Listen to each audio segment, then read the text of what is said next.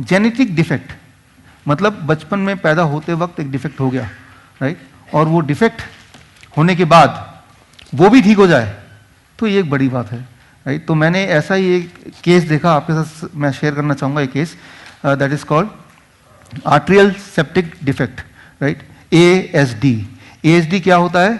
जब बच्चा पैदा होता है तो हार्ट के 4 चैम्बर होते हैं और 2 चैम्बर के बीच में जो वॉल होता है उस वॉल में छेद, सिंपल भाषा में बोलते हैं हार्ट में होल। छेद होने से क्या होता है, ब्लड को जिस डायरेक्शन में फ्लो करना है उस डायरेक्शन में फ्लो ना करके थोड़ा सा ब्लड उल्टे डायरेक्शन में भी फ्लो करने लगता है। और ऐसे जो लोग होते हैं या तो बचपन में उसको पता नहीं चलता, जब वो 50 साल 60 साल की उम्र में होते हैं तब सिम्टम आने लगते हैं। और इसमें कोई ऑप्शन नहीं होता, सर्जरी से थोड़ी बहुत आयु रहती है या नहीं रहती, that is a debatable, but उस पेशेंट की जो हालत है आखिरी जिंदगी वो बहुत ही मुश्किल से या पेनफुली गुजरती है। तो कुछ समय पहले की बात है, ऐसे एक पेशेंट आए, क्योंकि उनका बेटा जो है वो हमारे साथ डायबिटीज एजुकेटर थे काफ़ी समय से, पिछले 10 सालों से। तो और उसके बाद उन्होंने ये डाइट शुरू किया और डाइट शुरू करने के बाद उन्होंने 2 महीने के अंदर उनका ऑक्सीजन छूट गया, उनकी दवाइयाँ छूट गई, उन्होंने रिपोर्ट सारे कराए और रिपोर्ट भी सारे नॉर्मल आ गए। हाँ, और इंसिडेंटली वो सज्जन आज हमारे बीच में हैं। सुभाष जी आप हैं यहाँ पे? Are you there? प्लीज आइए सर। तो देखिए, जेनेटिक डिफेक्ट जो बचपन में हुआ था वो ठीक हो गया हो तो ये छोटी बात नहीं है किसी भी एंगल से। आइए सर। इंसिडेंटली मैं आज पहली बार मिल रहा हूँ आपसे, राइट। तो इसका मतलब ये कि मैंने इनको ठीक नहीं किया, इन्होंने खुद को ठीक किया, पहली बात तो ये क्लियर होती है, राइट। और विनोद से मेरी बातचीत होती रहती थी, 10 साल से हम लोग जानते हैं एक दूसरे को, और ये अपने घर पे डाइट कराते थे। लेकिन आगे फिर मैंने आपके सारे डेटा सारा कुछ लिया, इनके मेडिकल रिपोर्ट पहले का पोस्ट का हॉस्पिटल्स की रिपोर्ट, और मैंने उसको जर्नल में पब्लिश कराया। वो जर्नल का जो पब्लिश्ड रिसर्च पेपर है मेरा, वो केस स्टडी पेपर, वो पेपर भी आप मेरे साइट में या उस जर्नल के साइट में देख सकते हैं। लेकिन आप 3-4 मिनट में अपने मुंह से एग्जैक्ट चीज़ों को थोड़ा बताइए, सो दैट इससे एक डायरेक्शन मिलेगा। आप सभी का नमस्कार। मेरा नाम सुरेश चंद्र शर्मा है। मैं अजमेर राजस्थान में रहता हूँ। RPSC Rajasthan public service commission में मैं डिप्टी सेक्रेटरी था, रिटायर हो गया पिछले साल। अभी मैं 61 साल का हूँ। पिछले साल मुझे सांस लेने में बहुत ज़्यादा तकलीफ हुई तो मेरे बेटे ने मुझे डॉक्टर को दिखाया। डॉक्टर ने जब मेरा सैचुरेटेड ऑक्सीजन चेक किया, वो उस समय मेरा 75 आ रहा था। तो उन्होंने इमीडिएट कहा मुझे हॉस्पिटलाइज होने के लिए।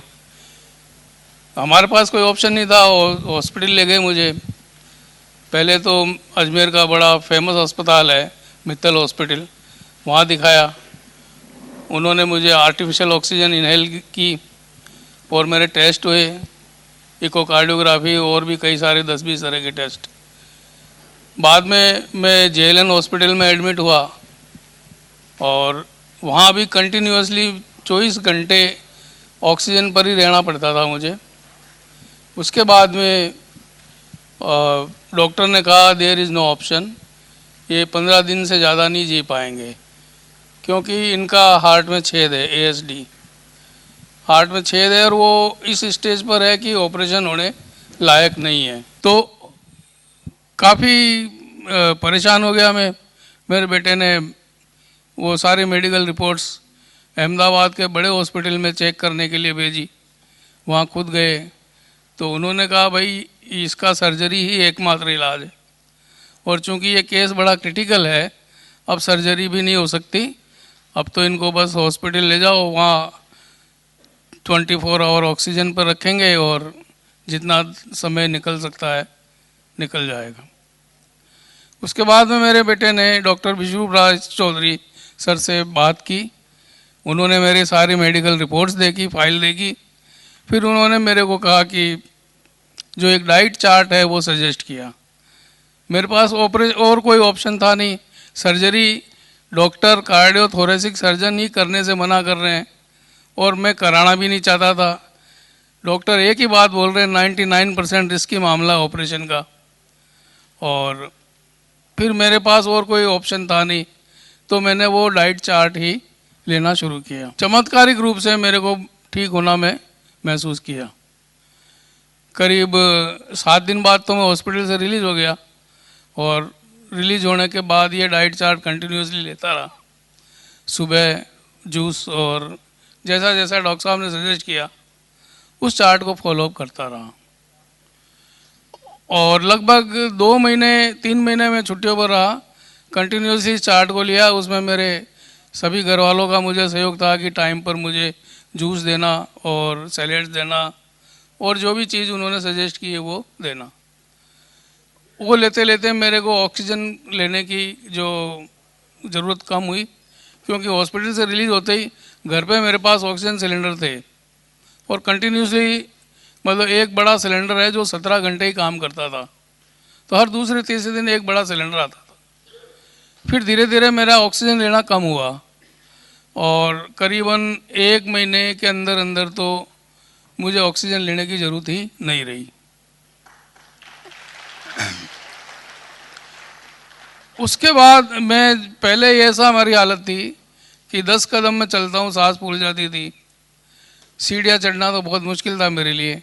लेकिन अभी हम राजस्थान से फ्लाई करके आए, IGI एयरपोर्ट से मेट्रो में लगभग 5-7 किलोमीटर पैदल भी चले होंगे, कई जगह सीढ़ियाँ भी आई होगी, मैं इजीली चढ़ जाता हूँ। आज मैंने नौकरी से रिटायर होने के बाद वापस मैंने जॉब भी ज्वाइन कर रखा है, और ये डाइट चार्ट कंटिन्यूसली मैं फॉलो कर रहा हूँ। थैंक्स डॉक्टर बिशुराब चौधरी, और आप सभी का धन्यवाद। थैंक यू, थैंक यू, धन्यवाद सर, धन्यवाद, थैंक यू, थैंक यू।